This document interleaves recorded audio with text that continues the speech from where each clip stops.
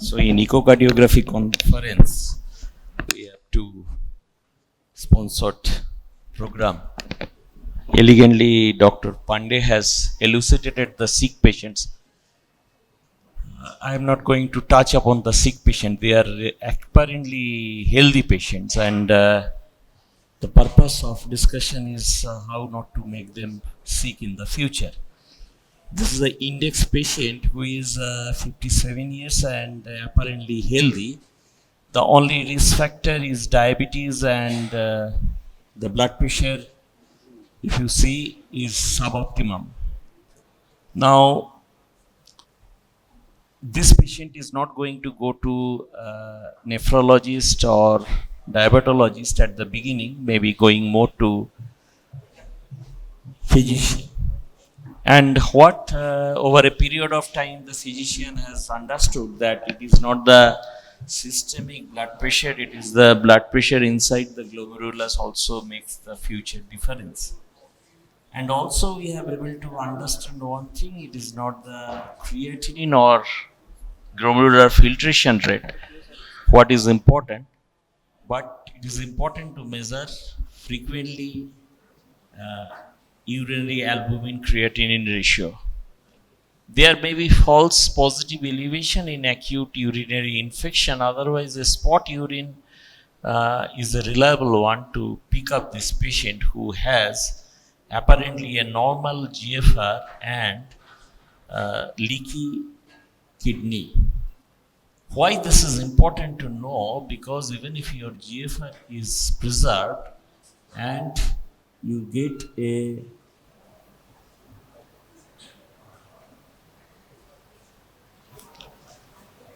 albumin urea, you fall into a high risk category.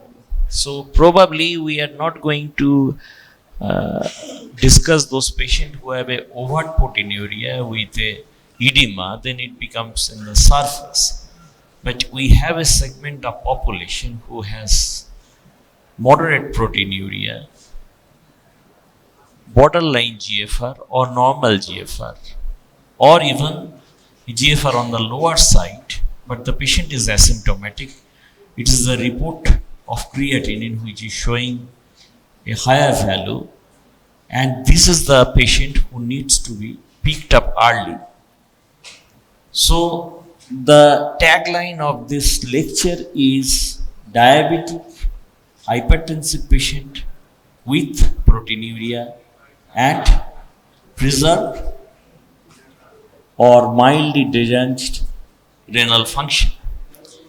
Now, as we have understood that after the urinary albumin creatinine ratio has been ordered, it has been found that it's a little bit high on the screening, although the patient doesn't have any symptom. So how you are going to discuss this point with the patient?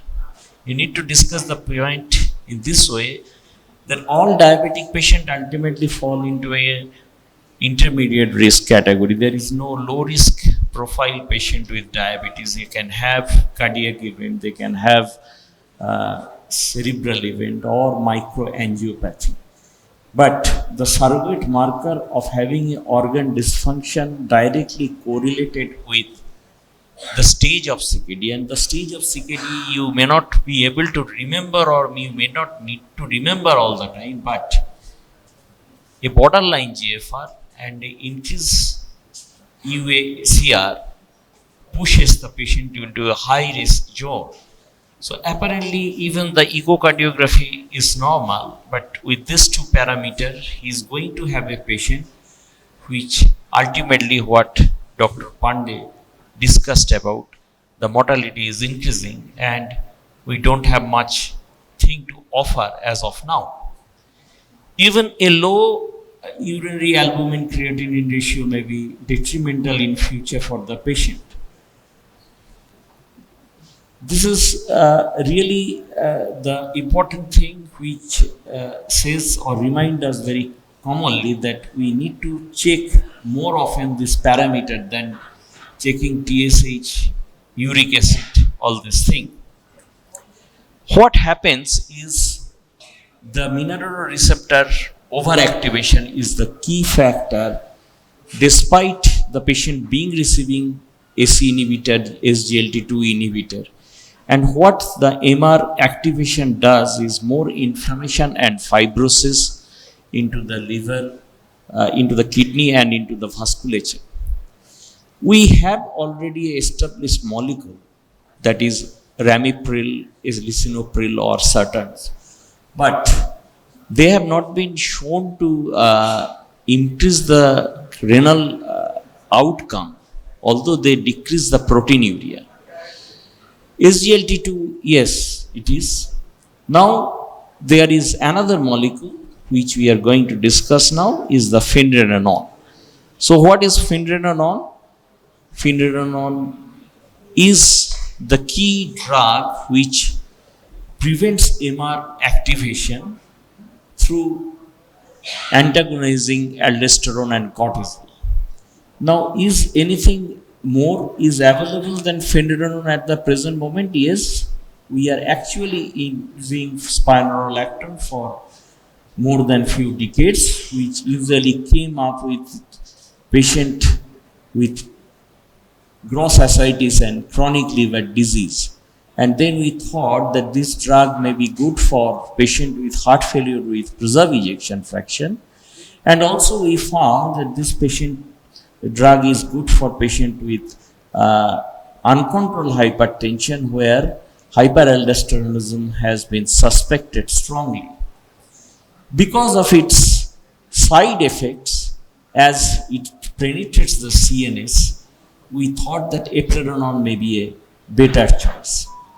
And in this today's scenario, we are using all these two in patient with this condition, and particularly heart failure with reduced ejection fraction. If we know very clearly their mechanism of action, that is not important. The more important is the pharmacokinetic therapies. So they have a little bit prolonged half-life, and which is a matter of concern that once the hyperkalemia develops, it takes time to disappear despite whatever you give, and then the patient needs to be in the hospital for a long time. So presumably, if you are giving a bulky non-steroidal finerenone which has very high selectivity, no CNS penetration and a short half-life with a tissue distribution of kidney to other tissues, heart is 1:1, probably you are doing good for the kidney and the heart both.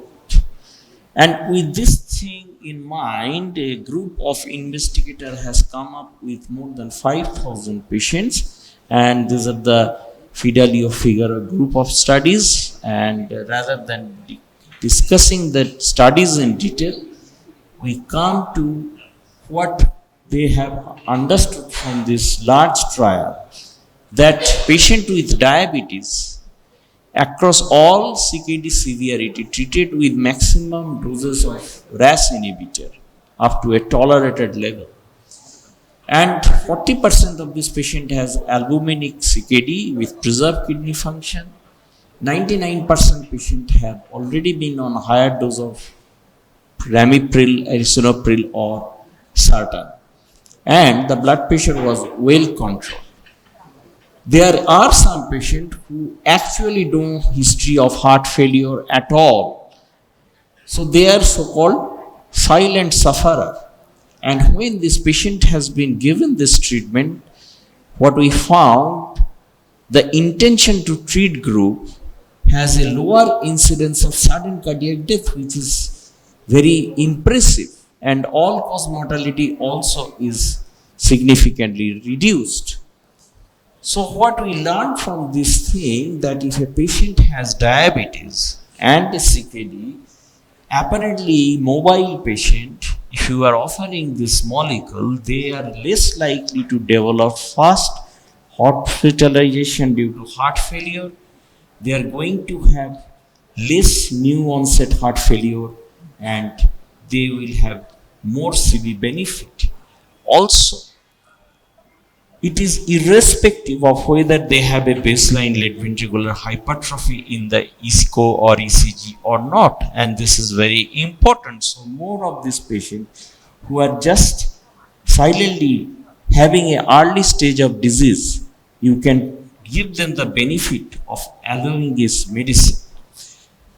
The combination of a SGLT2 inhibitor and a MRA on the top of ACE inhibitor ARB treatment presumably will be giving a better survival benefit in the future, and that's how the kidney and diabetic group also are trying to grow up with some foundation 3 therapy for diabetic kidney disease, and what we are already using these two, and probably more we should use this new molecule which is called phenylenediamine.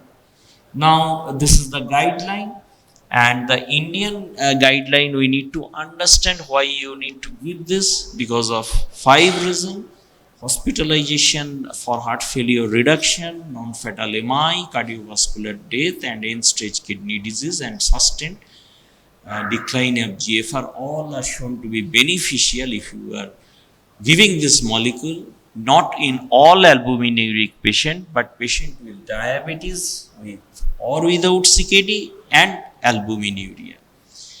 The key point you need to understand very clearly that there are some 5 S when you initiate and maintain this therapy.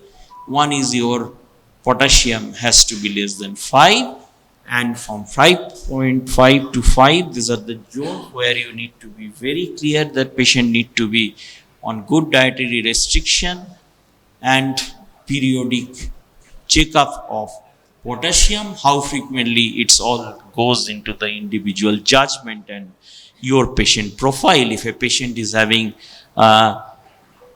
significant worsening of renal failure, maybe we have to do it of more frequently. If it is not so, a good diet restriction and non-deviation from therapy will prevent from stopping this therapy.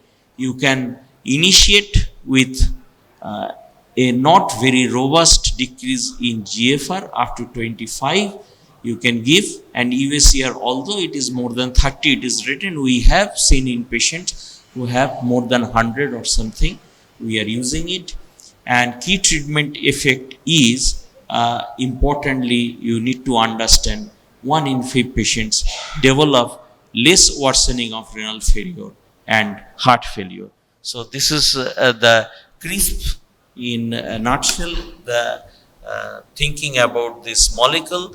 And again, this is a molecule for kidney protection. We are not nephrologists. Maybe some nephrologist sitting in the audience or chair can highlight more than me, but what we have understood, not being a nephrologist, also a physician with diabetes and hidden CKD with or without albuminuria, you must initiate this molecule to prevent further jeopardy in all the system. Thank you.